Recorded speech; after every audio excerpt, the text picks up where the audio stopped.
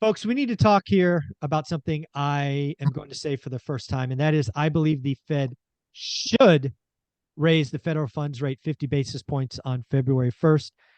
The Fed comes off a GDP print at 2.9, unemployment claims falling to 180,000.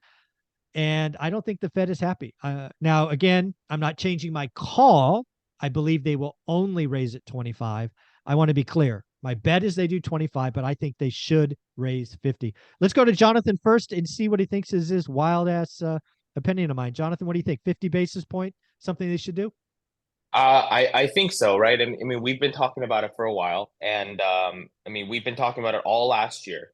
They should have raised it, way higher last year in order to kind of do what they're trying to do now on a slow drip, right? This is like being waterboarding a little bit, It right? is. It's like a waterboarding thing. It's like little by little by little, and that I think drives up volatility, and that is really driving the market nuts. Now right now, people have this false sense of security because everyone as a consumer has short-term memory of bad news. We always talk about this, but because of that, that's why mortgage applications are up. That's why more people are interested in trying to purchase a home Yeah. because they are in a situation where they're like, oh, things are kind of calming down.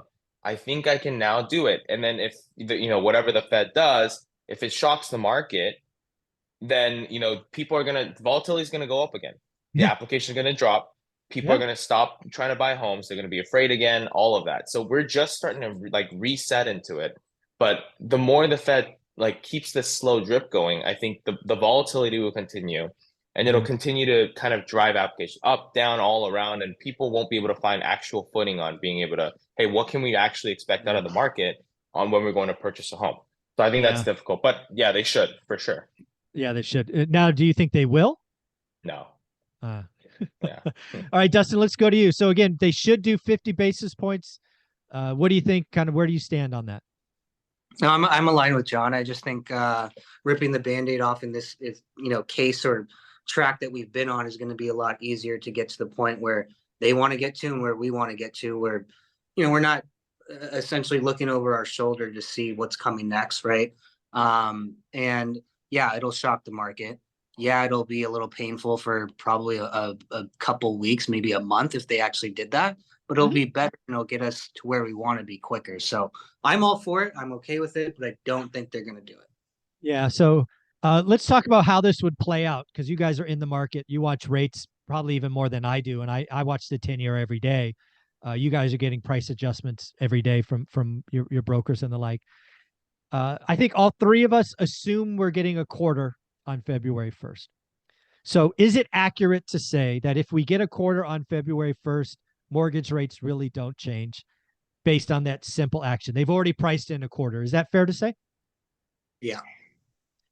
What might be market moving, and we've seen be market moving before, is actually Jerome Powell's speech, right? His speech could yank them higher or lower. If Jerome Powell came out and said, yes, we're giving you a quarter and we're prepared to give you a quarter every time for the rest of the year, that would shock the market.